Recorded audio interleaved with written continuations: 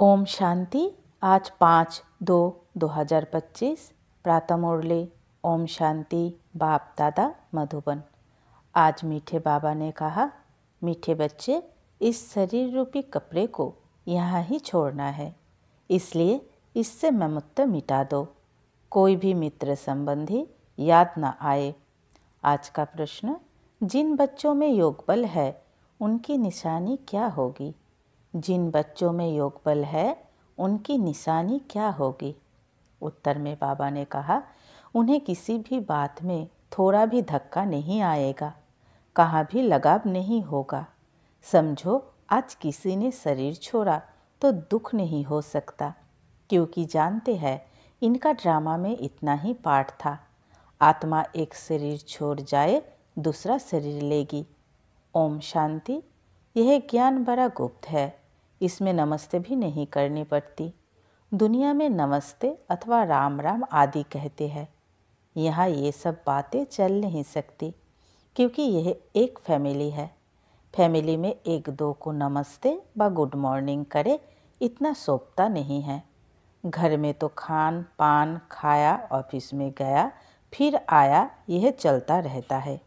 नमस्ते करने की दरकार नहीं रहती। गुड मॉर्निंग का फैशन भी यूरोपियन से निकला है, नहीं तो आगे कुछ चलता नहीं था। कोई सत्संग में आपस में मिलते हैं तो नमस्ते करते हैं, पाँव पड़ते हैं। यह पाँव आदि पढ़ना नम्रता के लिए सिखलाते हैं। यहाँ तो तुम बच्चों को देही अभिमानी बनना है। आत्मा आत्मा को क्या करेगी? फिर भी कहना तो होता है। जैसे बाबा को कहेंगे, बाबा नमस्ते। अब बाप भी कहते हैं, मैं साधारण ब्रह्मा तन द्वारा तुमको पढ़ाता हूँ, इन द्वारा स्थापना कराता हूँ। कैसे? सो तो जब बाप सम्मुख हो तब समझावे, नहीं तो कोई कैसे समझे। यह बाप सम्मुख बैठ समझाते हैं तो बच्चे समझते हैं। दोनों को नमस्ते करनी पड़े, बाप दादा नमस्ते। बाहर वाले अगर यह सुने तो मूझेंगे कि यह क्या कहते हैं बाप दादा। डबल नाम भी बहुत मनुष्यों के होते हैं ना, जैसे लक्ष्मी नारायण अथवा राधे कृष्ण भी नाम है। यह तो जैसे स्त्री पुरुष इकट्ठे हो गए। अब यह तो है बाप दादा। इन बातों को तुम बच्चे ही समझ सकते हो। जरूर बाप बड़ा ठहरा, वह नाम भल डबल है, परंतु है तो एक ना, फिर दोनों नाम क्यों रख दिए हैं? अभी तुम बच्चे जानते हो यह रॉन्ग नाम है। बाबा को और तो कोई पहचान ना सके। तुम कहेंगे नमस्ते बाप दादा, बाप फिर कहेंगे नमस्ते जिस्मानी रूहानी बच्चे, परंतु इतना लंबा सोचता नहीं है। अक्सर तो राइट है। तुम अभी जिस्मानी बच्चे भी हो तो रूहानी भी हो। शिव बाबा सभी आत्माओं का बाप है और फिर प्रजापिता भी जरूर है। प्रजापिता ब्रह्मा की संतान भाई बहन है। प्रवृत्ति मार्ग तो हो जाता है। तुम हो सब ब्रह्मा कुमार कुमारियाँ। ब्रह्मा कुमार कुमारियाँ होने से प्रजापिता भी सिद्ध हो जाता है। इसमें अंधश्रद्धा की कोई बात नहीं। बोलो ब्रह्मा कुमार ब्रह्मा कुमारियों को बाप से वर्षा मिलता है, ब्रह्मा से नहीं मिलता। ब्रह्मा भी शिव बाबा का बच्चा है। सूक्ष्म वतनवासी ब्रह्मा विष्णु शंकर, यह है रचना। इन्हों का रचयिता है शिव। शिव के लिए तो कोई कह ना सके कि इनका क्रिएटर कौन। शिव का क्रिएटर कोई होता नहीं। ब्रह्मा विष्णु शंकर, यह है रचना। इन्हों के भी ऊपर है शिव, सब आत्माओं का बाप। अब क्रिएटर है तो फिर प्रश्न उठता है, कब क्रिएट किया?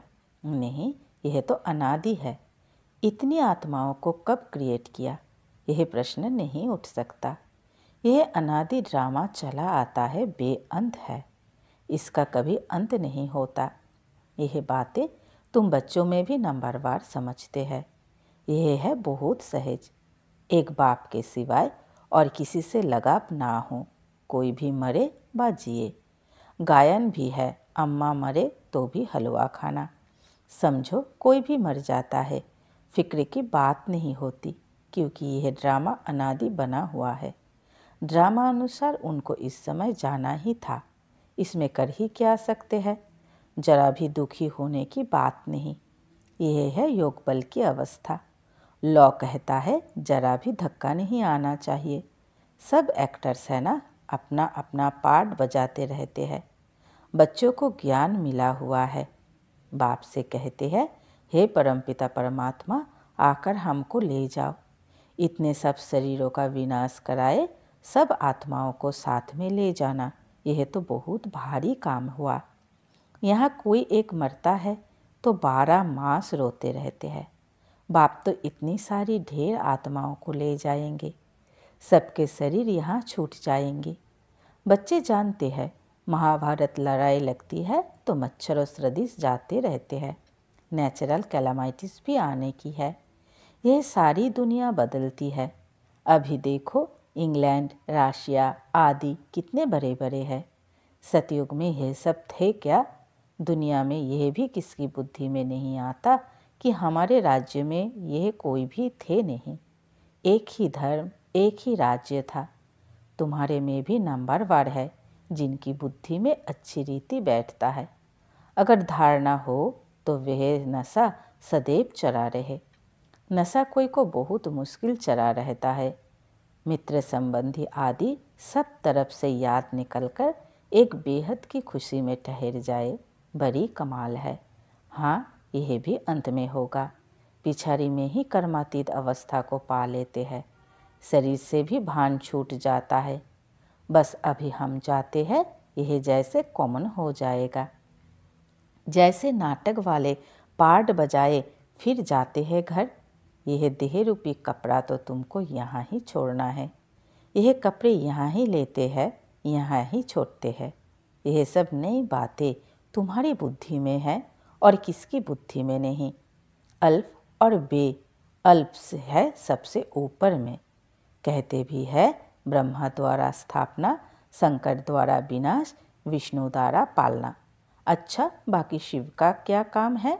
ऊंचते ऊंच शिव बाबा को कोई भी जानते नहीं। कह देते वह तो सर्वव्यापी है। यह सब उनके ही रूप है।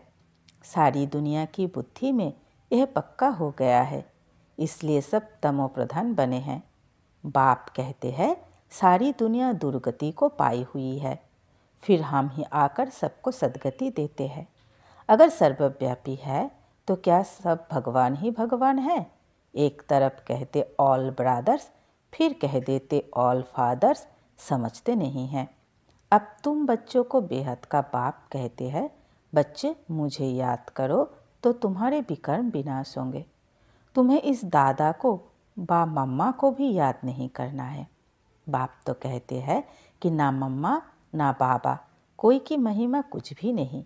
शिव बाबा ना होता तो हे ब्रह्मा भी क्या करता? इनको याद करने से क्या होगा? हाँ, तुम जानते हो इन द्वारा हम बाप से वर्षा ले रहे हैं, इनसे नहीं।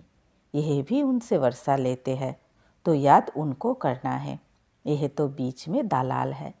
बच्चे और बच्ची की सगाई होती है तब याद तो एक दूसरे को करेंगे ना।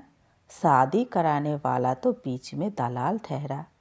इन द्वारा बाप तुम आत्माओं की सगाई अपने साथ कराते हैं। इसलिए गायन भी है, सद्गुरु मिला दलाल के रूप में। सद्गुरु कोई दलाल नहीं है, सद्गुरु तो निराकार है। भल गुरु ब्रह्मा गुरु विष्णु कहते हैं, परंतु वह कोई गुरु है नहीं। सद्गुरु एक बाप ही है जो सर्व की सद्गति करते हैं। बाप ने तुमको सिखाया है, तब तुम औरों को भी रास्ता बताते हो और सबको कहते हो कि देखते हुए भी नहीं देखो। बुद्धि शिव बाबा से लगी रहे। इन आँखों से जो कुछ देखते हो कब्र दाखिल होना है। याद एक बाप को करना है, ना कि इनको। बुद्धि कहती है इनसे थोड़ी ही वर्षा मिलेगा। वर्षा तो बाप से मिलना है। जाना भी बाप के पास है। स्टूडेंट को थोड़ी ही याद करेंगे। स्टूडेंट तो टीचर को याद करेंगे ना। स्कूल में जो तीखे बच्चे होते हैं वह फिर औरों को भी उठाने की कोशिश करते हैं। बाप भी कहते हैं एक दो को ऊंचा उठाने की कोशिश करो, परंतु तकदीर में नहीं है तो पुरुषार्थ भी नहीं करते हैं। थोड़े में ही राजी हो जाते हैं। समझाना चाहिए, प्रदर्शनी में बहुत आते हैं। बहुतों को समझाने से उन्नति बहुत होती है। निमंत्रण देकर मंगाते हैं तो बड़े बड़े समझदार आदमी आते हैं। बिगड़ निमंत्रण से तो कई प्रकार के लोग आ जाते हैं, क्या क्या उल्टा सुल्टा बकते रहते हैं। रॉयल मनुष्य की चाल चलन भी रॉयल होती है। रॉयल आदमी रॉयल्टी से अंदर घुसेंगे। चलन में भी बहुत फ़र्क रहता है। उनमें चलने की, बोलने की कोई फजीलत नहीं रहती। मेले में तो सभी प्रकार के आ जाते हैं, किसको मना नहीं की जाती है।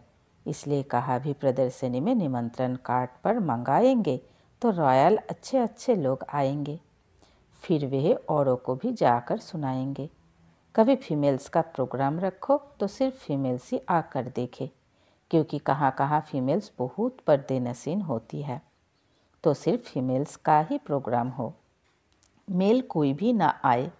बाबा ने समझाया है, पहले पहले तुमको यह समझाना है कि शिव बाबा निराकार है। शिव बाबा और प्रजापिता ब्रह्मा दोनों बाबा हुए। दोनों एक रस तो हो ना सके जो दोनों बाबाओं से वर्षा मिले। वर्षा दादे का या बाप का मिलेगा। दादे की मिल्कियत पर हक लगता है। भल कैसा भी कपूत बच्चा होगा तो भी दादे का वर्षा मिल जाएगा। यह यहाँ का कायदा है। समझती भी है इनको पैसा मिलने से 1 वर्ष के अंदर उड़ा देंगे, लेकिन गवर्नमेंट के लॉ ऐसे है जो देना पड़ता है। गवर्नमेंट कुछ कर नहीं सकती है। बाबा तो अनुभवी है। एक राजा का बच्चा था, 1 करोड़ रुपया 12 मास में ख़त्म कर दिया। ऐसे भी होते हैं। शिव बाबा तो नहीं कहेंगे कि हमने देखा है, यह दादा कहते हैं हमने बहुत ऐसे मिसाल देखे हैं। यह दुनिया तो बड़ी गंदी है। यह है ही पुरानी दुनिया, पुराना घर।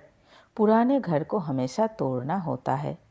इन लक्ष्मी नारायण के रजाई का घर देखो कैसे फर्स्ट क्लास है। अभी तुम बाप द्वारा समझ रहे हो और तुम भी नर से नारायण बनते हो। यह है ही सत्यनारायण की कथा।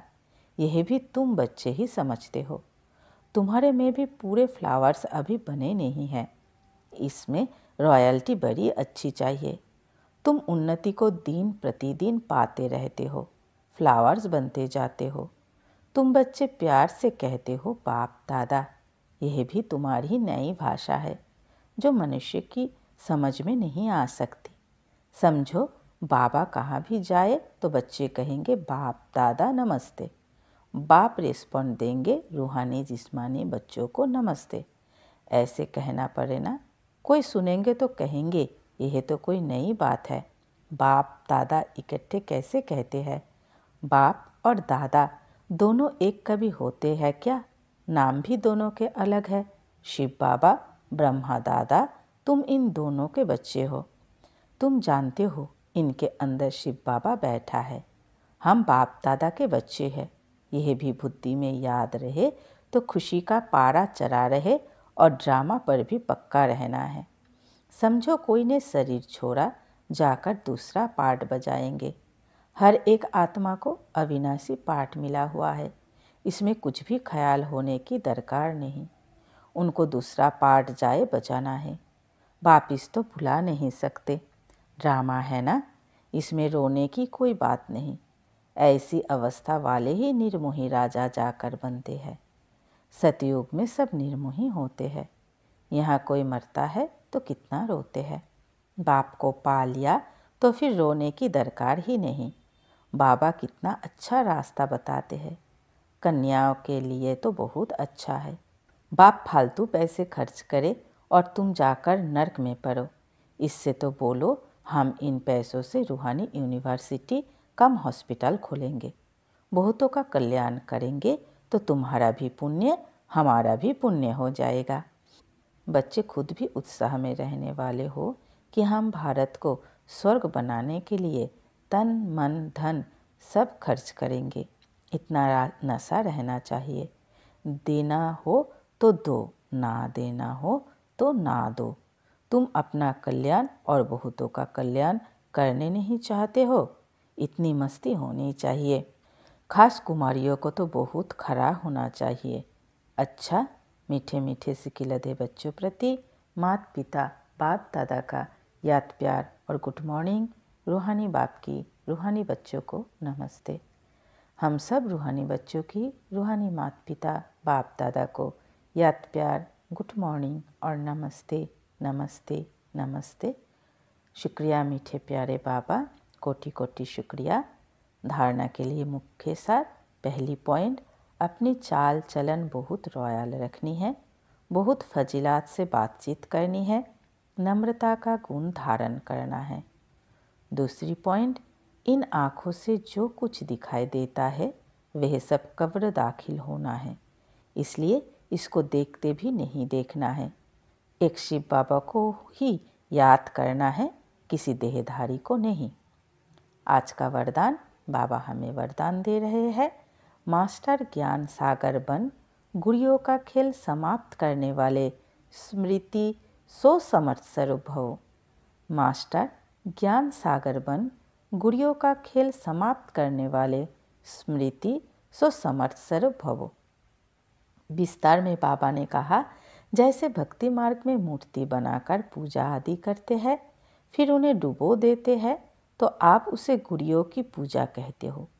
ऐसे आपके सामने भी जब कोई निर्जीव असार बातें, ईर्षा, अनुमान, आवेश आदि की आती है और आप उनका विस्तार कर अनुभव करते या कराते हो कि यही सत्य है, तो यह भी जैसे उनमें प्राण भर देते हो।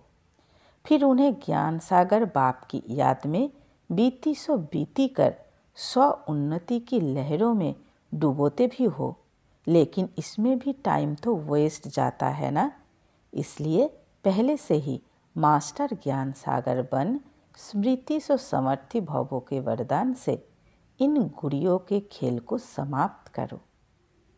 आज का स्लोगन, जो समय पर सहयोगी बनते हैं उन्हें एक का पदम गुना फल मिलता है। जो समय पर सहयोगी बनते हैं उन्हें एक का पदम गुना फल मिल जाता है। आज का अव्यक्त इशारे, एकांत प्रिय बनो, एकता और एकाग्रता को अपनाओ। जो भी राजनेताएं व धर्म नेताएं हैं उन्हों को पवित्रता और एकता का अनुभव कराओ। इसी की कमी के कारण दोनों सत्ताएं कमज़ोर है। धर्म सत्ता को धर्म सत्ताहीन बनाने का विशेष तरीका है पवित्रता को सिद्ध करना और राज्य सत्ता वालों के आगे एकता को सिद्ध करना। अच्छा, ओम शांति।